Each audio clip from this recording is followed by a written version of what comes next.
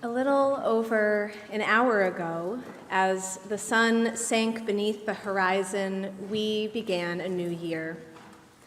Marking a new year is typically something that brings excitement. Most often, we know that we will experience some hardships in the months ahead, but we also hope for better connections, deeper learning, greater meaning, truer love. And while I want all of those good things for us in 5786, I will be honest that it is challenging to access the crackling, electric sense of anticipation and hope that I associate with the new year. Those feelings depend on the belief that things can change, and change for the better, which is difficult to espouse in our current national and international climate. The news is hard to watch, featuring stories that are frightening, upsetting, and quite often repetitive. Domestically, the idea that political trends might improve seems improbable. Partisans are more ideologically polarized than ever before, and the same is true of the candidates representing our parties, reinforcing schisms and making it harder to handle basic government functions. The divisions between us become more calcified as debate becomes less civil, leading the majority of U.S. adults to say that having political conversations with people with whom they disagree is generally stressful and frustrating.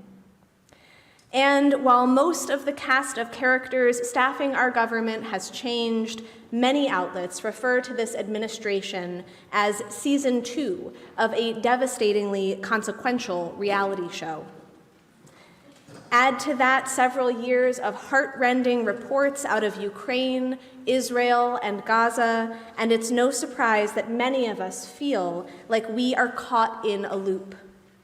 Our external environment is terribly stuck, and this makes it hard to maintain that things can change for the better. Candidly, I don't know if things will be better when we gather again next Rosh Hashanah, but I do steadfastly believe that we can change for the better in this new year. And the strength of my faith comes from, of all places, the Akedah, the story of the binding of Isaac. We encounter this text as a community twice a year, both in our regular cycle of Torah readings and as a special portion on Rosh Hashanah. In it, we set out with Abraham and Isaac on a 3-day journey to a divinely indicated mountain. We follow their hike upward, sensing the bitter irony as Isaac is laden with wood, feeling the firestone and knife in Abraham's hands, hearing the former say, "Father," and the latter address him twice as, "my son." We cringe at the peak of the mountain, the peak of the action, when Isaac is laid atop the altar, the knife raised in Abraham's hand above him, and when the angel calls out from the heavens and calls the whole thing off, we share in a sense of relief and confusion. Generations of scholars have sought to explain the Akedah, each trying to help us derive meaning from this complicated and off-putting story. The famous medieval commentator Rashi claimed the binding was a way for Isaac to prove his piety over that of his brother Ishmael. Ramban asserted that the test never really threatened Isaac and was only intended to help actualize Abraham's righteousness. For hundreds of years, painters and sculptors depicted feelings they imagined for the characters involved. Israeli poets embodied new perspectives and even traced intergenerational Jewish trauma back to this incident. All these inventive approaches play with the story, and over the years I have enjoyed applying such lenses to the text. But it was not until my chavruta, my study partnership, with Joe Spiegel here at TBE that I realized these creative pathways were lacking. He insisted that we derive applicable personal guidance from a straightforward reading of the text. After quite a bit of study and constructive debate, we came to an answer that focused not on Abraham or Isaac, but on God. And it is this: the Akedah demonstrates that God is capable of change. And if that is true of the divine, it is also true for all of us. Prior to the binding of Isaac, whenever God contemplated violence, God brought it to fruition. We read of the flood in Genesis 7, the waters swelled and increased greatly, and all flesh that stirred on earth perished. All in whose nostrils was the merest breath of life, all that was on dry land died. We read of Sodom and Gomorrah in Genesis 19. Adonai rained down sulfurous fire from out of heaven, annihilating all the inhabitants of the cities and the vegetation of the ground. And now, in Genesis 22, considering violence on a much smaller scale, God chooses life instead of destruction. God changes. Why? It is not because the world had become a kinder, gentler place between these three important scenes. Abraham's story still involved threat, deception, distress, and strife. The same would remain true for his children, grandchildren, and great-grandchildren, and all of that is before the brutality of enslavement that awaited the generations to follow. But even when God engaged in the destruction of the Egyptians years later, after all, change need not be absolute to be significant, God still waited, gave warnings, escalated gradually, and according to Midrash, even rebuked the Israelites for celebrating when Pharaoh's army drowned. If Adonai did not shift in response to a less violent world, we must consider that there was some significant change within God. This type of change, that which occurs inside despite the world remaining consistent, is what our tradition considers to be the truest. In his influential legal code, the Mishnah Torah, Maimonides uses the language of teshuvah to ask how we are to know that repentance is complete, that a change is real. Only when one confronts a familiar situation and has the ability to act in the same habitual manner, but instead does something better. The environment is the same, the one confronting it is different.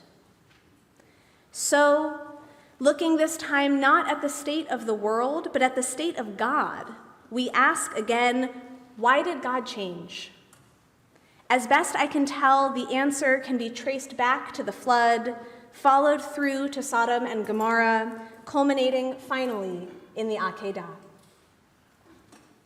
In the aftermath of the flood, when the waters recede, God experiences an internal shift and resolves, never again will I doom the earth because of humankind, nor will I ever destroy every living being. Perhaps it was the overwhelming amount of destruction, the regret that so often follows anger, or the weight of this unilateral decision, but the desire to change clearly took root within.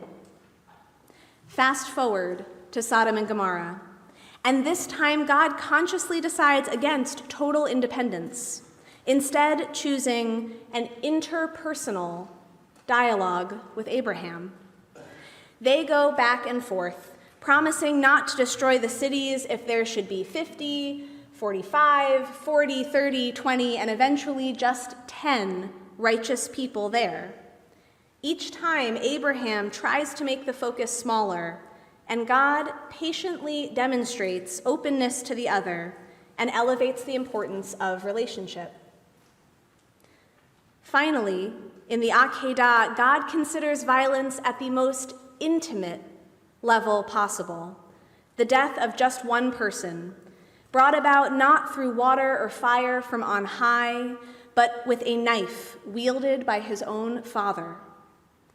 There is nothing impersonal here, no attempt to create distance from the reality and pain of it all. And as the moment approaches, the seeds that were planted along the way finally blossom. The internal shift, the interpersonal relationship, the intimate level of this act. It is enough to make a change. Internal, interpersonal, intimate. This is our roadmap as well. What we need to make significant changes in our own lives. We all have deep personal work to do in the year ahead. For some, it is easy to identify, and for others, it may take some soul-searching. It's that misstep we list in the Ashamnu confessional that lands a little heavier on our hearts. There are those that we more readily admit to. We slander, we lie, we are stubborn. Then there are the wrongs we shudder to identify with. We steal, we abuse, we are violent, we are immoral. This confessional is in the first person plural because there are people in this congregation and in every congregation that has ever recited these words for whom these statements are true. And still, the message of our tradition is that we can change. To that little voice inside our heads that says, this is just a Torah story, that is just a prayer, I am who I am, and next year I will likely be apologizing for the same thing all over again. The one that says, such and such is a habit I simply can't break. That says, I am not capable or worthy of becoming a better person.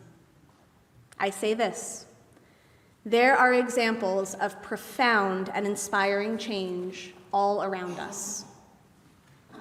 Some of those changes can be tracked on a societal level. I think back to the early 2000s when my mom came out, and I had such anxiety about telling my peers. Don't ask, don't tell was still in effect. The Obergefell decision was over a decade away. And while the hysteria surrounding HIV/AIDS was nothing like in the 1980s, fear of gay people was still deeply rooted in that crisis. Fast forward, and despite very real and painful setbacks in LGBTQ rights in recent years, rates of acceptance are still high, according to GLAAD and others. That progress rests on the shoulders of millions of courageous individuals who resolved internally to live as their true selves, engaged in difficult interpersonal dialogues and advocacy, and moved so many people toward acceptance by being truthful in their most intimate relationships with friends and family.